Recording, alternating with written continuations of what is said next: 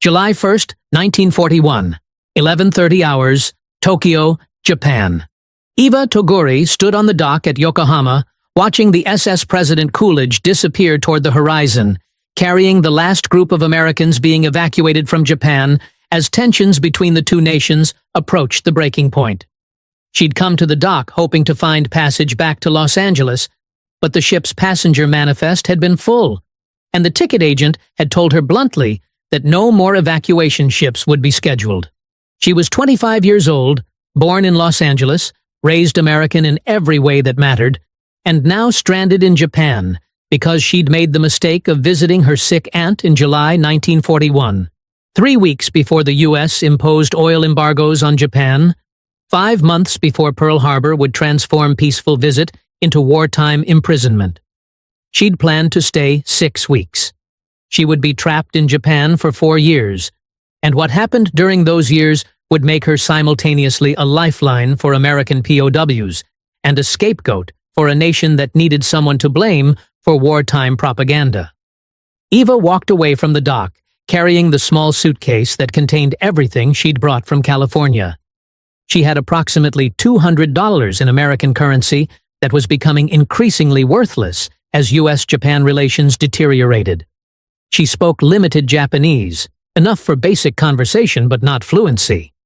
She had a college degree in zoology from UCLA that was useless in wartime Tokyo, and she had American citizenship that was about to become her greatest liability.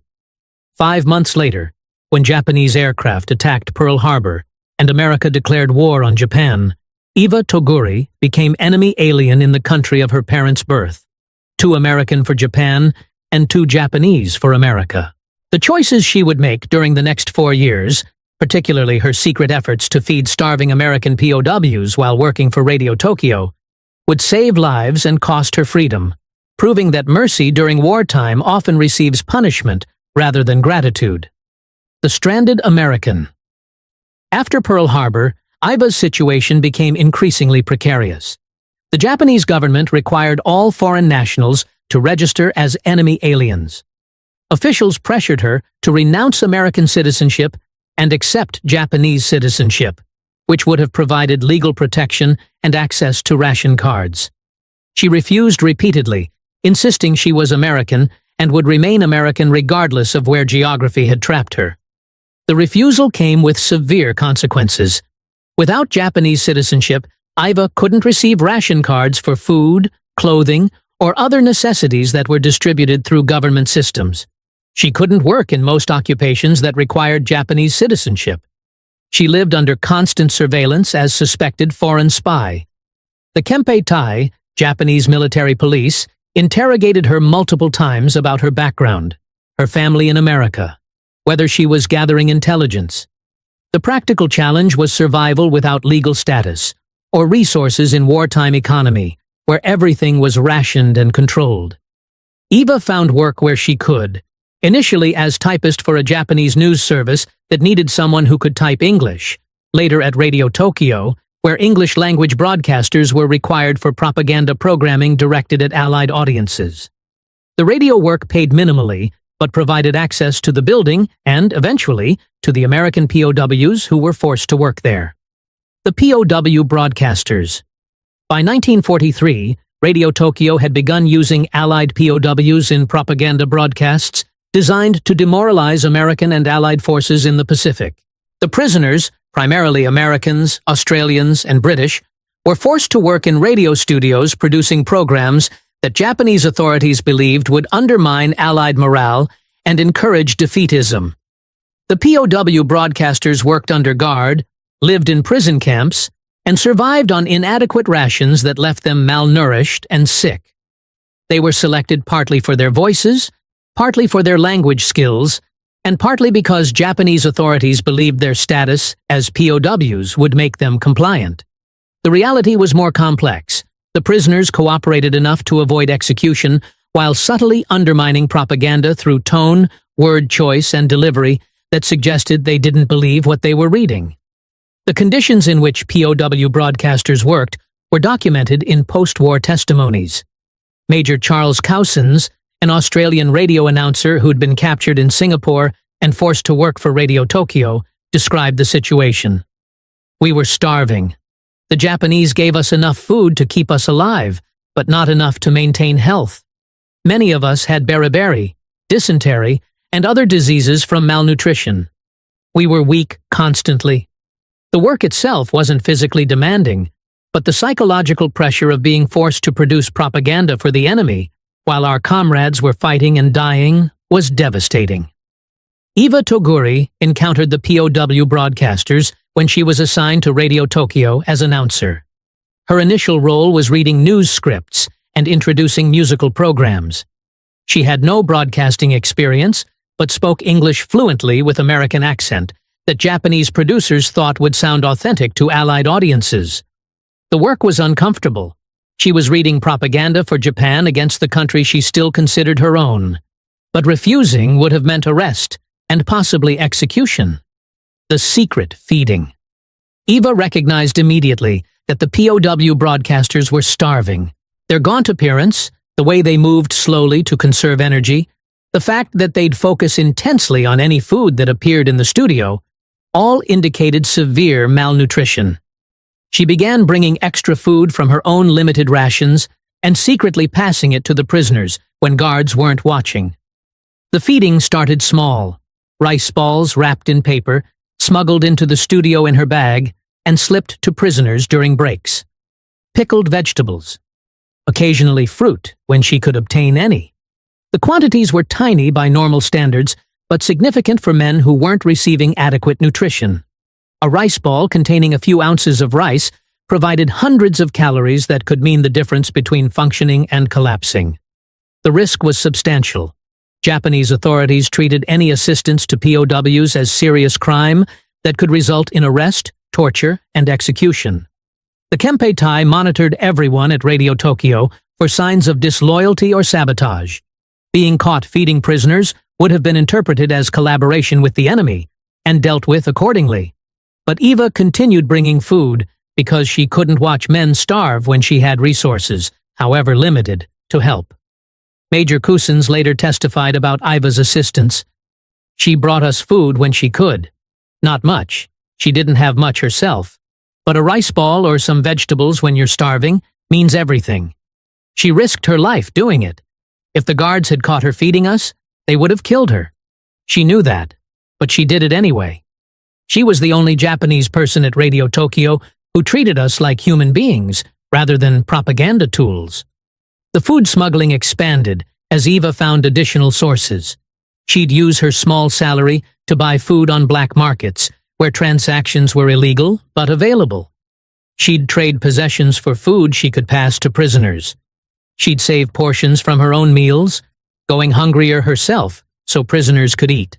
The systematic assistance over months probably saved lives among POW broadcasters whose malnutrition was severe enough that small additional calories made medical difference. The broadcasts. Eva's work at Radio Tokyo required her to participate in propaganda broadcasts that were designed to demoralize Allied forces. The 0-hour program featured music, comedy sketches, and commentary that Japanese authorities believed would make Allied soldiers homesick and reluctant to continue fighting. Eva served as announcer and occasional participant in sketches. The broadcasts used the name Tokyo Rose, a generic term that Allied servicemen applied to various female announcers on Japanese radio, rather than specific individual. Multiple women broadcasters worked for Radio Tokyo during the war, but Tokyo Rose became catch-all designation for any female voice on Japanese propaganda radio. Eva was one of several women who filled that role at various times, though post-war she would be singled out as the Tokyo Rose, despite never using that name herself. The propaganda content was relatively harmless. Japanese scriptwriters weren't sophisticated about American culture and produced material that was more amusing than demoralizing. Eva and the POW broadcasters deliberately emphasized the entertainment aspects while minimizing propaganda effectiveness. They'd read scripts in tones that suggested skepticism. They'd insert subtle humor that undermined messages. They'd play music that boosted morale rather than diminishing it. American servicemen who listened to 0-hour generally enjoyed it as entertainment, rather than being demoralized by it. The music was better than what most armed forces radio could provide. The comedy was unintentionally funny because the cultural misunderstandings produced absurd content. The propaganda was so heavy-handed that listeners recognized it as propaganda and dismissed it. Post-war surveys of veterans who'd heard zero-hour broadcasts found that approximately 80% considered them entertaining rather than demoralizing, and approximately 60% believed the broadcasters were actually sympathetic to Allied forces despite being forced to work for Japanese radio. The double life. Throughout her time at Radio Tokyo, Eva maintained precarious double life, publicly working for Japanese propaganda while secretly assisting Allied prisoners. The psychological strain was considerable. She had to appear cooperative enough to avoid suspicion while undermining propaganda effectiveness when possible. She had to feed prisoners secretly while maintaining professional relationships with Japanese staff who would have reported her if they'd known. She had to preserve her American identity internally while presenting acceptable face to authorities who watched for disloyalty. The strain was documented in what little personal correspondence survived the war. In a letter to her family in California that was smuggled out through neutral diplomats, Eva wrote, "I am doing what I must to survive, but I have not forgotten who I am or where I belong. I help where I can, even when helping is dangerous. I am still American, regardless of what anyone here believes or what you might hear about what I am doing. Trust that I remain loyal to what matters." The POW broadcasters who worked with Eva understood her position and protected her as much as they could. They'd create opportunities for her to pass food by asking to speak with her privately about scripts. They'd position themselves to block guards' sightlines when she was handing over food. They'd divert attention when necessary to give her time to complete handoffs. The collaboration was mutual assistance. She helped them survive physically. They helped her survive legally by covering for her assistance. The war's end. When Japan surrendered on August 15, 1945, Eva Toguri experienced brief period of relief before disaster. She was free from Japanese authority, could potentially return to America, and might resume normal life after 4 years of strain and danger. The American POWs she'd been feeding were liberated and processed for repatriation. Several told their liberators about the Japanese woman who'd helped them, describing her assistance in terms that should have resulted in gratitude. Instead, American occupation authorities began searching for Tokyo Rose as suspected war criminal.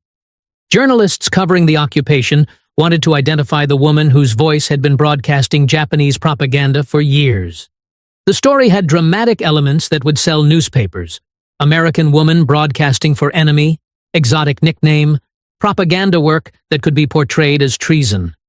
The fact that multiple women had worked as announcers, that the broadcasts had been relatively harmless, that listeners had found them entertaining rather than demoralizing, none of those complications interfered with narrative that journalists wanted to tell.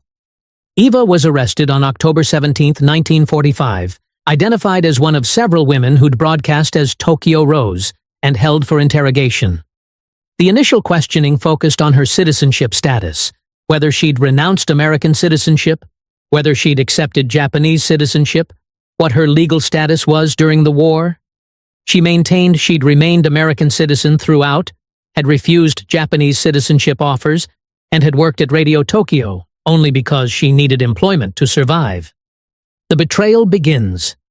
The arrest initiated betrayal that would consume the next 6 years of Eva's life.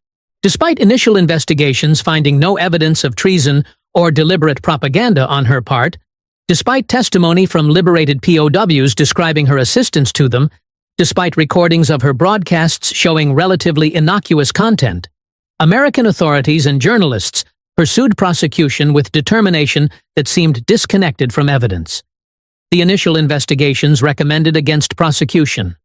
Army investigators concluded that Eva had not committed treasonous acts, that her broadcasts were entertainment rather than effective propaganda, and that her assistance to POWs demonstrated loyalty to Allied forces rather than to Japan. The investigators recommended she be allowed to return to America without charges. But political and media pressure demanded prosecution. Journalists had built Tokyo Rose into symbol of wartime treachery, and retracting the narrative would have been embarrassing. The American public, still angry about the war, wanted someone to blame for Japanese propaganda. Eva, as American citizen who'd worked for enemy radio, was convenient target, regardless of whether evidence supported prosecution. The Justice Department reopened the case in 1948 under political pressure to prosecute. New investigators were assigned with apparent mandate to build prosecution case rather than objectively assess evidence. Witnesses were pressured to change testimony. POWs who'd initially described Iva's assistance were asked leading questions designed to elicit statements that could be interpreted as evidence of propaganda work. The investigation's outcome seemed predetermined. The trial. Eva Toguri was indicted for treason on September 25, 1948, 7 years after she'd been stranded in Japan, 3 years after war's end. She was charged with 8 counts of treason based on her broadcasts from Radio Tokyo. The prosecution alleged she'd broadcast propaganda designed to demoralize American forces, had given aid and comfort to the enemy, and had done so with treasonous intent. The trial began on July 5, 1949, in San Francisco. It lasted 3 months and became media spectacle. The proceedings were documented extensively, providing detailed record of what was either justice or persecution depending on perspective. The prosecution case was thin. Recordings of Iva's broadcasts showed relatively innocuous content: music introductions, comedy sketches, news readings that were obviously propaganda, but not particularly effective. The prosecution relied heavily on testimony from 2 witnesses who claimed Eva had made specific broadcasts that supported prosecution theory. Both witnesses later recanted, stating they'd been coerced by FBI agents who'd threatened them with prosecution if they didn't cooperate. The defense presented testimony from multiple POWs who'd worked at Radio Tokyo and described Eva's assistance. Major Cousins testified extensively about the food she'd smuggled to prisoners and the risks she'd taken. Other POW broadcasters corroborated the assistance. Several testified that Eva had deliberately undermined propaganda effectiveness by her delivery, and that she'd never expressed support for Japanese war effort. The prosecution countered by arguing that whatever assistance Eva had provided to individual POWs was irrelevant to the question of whether her broadcasts constituted treason. The broadcasts had occurred, she'd been paid for them by Japanese authorities, and intent could be inferred from her willingness to work for enemy radio. The legal theory was questionable, but sufficient for jury instructions. The verdict and sentence. On September 29, 1949, after 13 hours of deliberation, the jury convicted Eva Toguri on 1 count of treason, specifically that she had broadcast statement that Allied forces had suffered military losses, which was alleged to give aid and comfort to the enemy. The jury acquitted her on 7 other counts. Several jurors later stated they'd felt pressured to convict on at least 1 count, despite believing the evidence was insufficient. That the lengthy trial and political atmosphere made complete acquittal seem untenable, even if it was legally justified. Judge Michael Roche sentenced Eva to 10 years in federal prison and a $10,000 fine, harsh sentence for conviction based on broadcasting factually accurate statement about military losses. The sentence reflected less the specific crime than the symbolic importance that had been attached to prosecuting Tokyo Rose, regardless of whether the individual prosecuted had actually committed substantive offenses. Eva was incarcerated at Federal Reformatory for Women in Alderson, West Virginia. She served 6 years before being released on January 28, 1956, for good behavior. The imprisonment was documented in prison records that showed she'd been model prisoner who worked in last full day in office. President Gerald Ford granted Eva Toguri full and unconditional pardon for her treason conviction. The pardon didn't address guilt or innocence directly, but acknowledged that substantial doubts existed about whether justice had been served by prosecution and conviction. Ford's statement accompanying the pardon noted that Eva had served her sentence and that clemency is warranted based on her personal situation. The pardon restored Iva's civil rights and removed the legal stigma of treason conviction, but it didn't restore the years she'd lost to imprisonment or repair damage to her reputation. She was 60 years old when pardoned, had spent 6 years in prison, and had lived nearly 30 years under cloud of treason conviction. The justice came too late to undo most of the harm that wrongful prosecution had caused. Eva's response to the pardon was characteristically understated. In a brief statement, she said, "I am grateful to President Ford and to everyone who worked for justice in my case. I have always maintained my innocence, and I am pleased that I have been pardoned. But I would have preferred that the trial had never happened, that I had been allowed to return home without being prosecuted for helping prisoners and working for survival during wartime." The quiet remainder. After receiving her pardon, Eva Toguri lived quietly in Chicago for another 29 years. She granted occasional interviews to journalists researching the Tokyo Rose case, but generally avoided public attention. She maintained that she'd done nothing wrong during the war, that she'd helped American POWs rather than harming American forces, and that her prosecution had been miscarriage of justice driven by political pressure rather than legal merit. She died on September 26, 2006, at age 90, survived by family who'd supported her throughout ordeal that had defined much of her adult life. Her obituaries finally told the prison library, maintained perfect discipline record, and counted days until release that would allow her to resume life that had been stolen by prosecution. The long fight for justice. After release from prison, Iva lived in Chicago, where her family had relocated from California.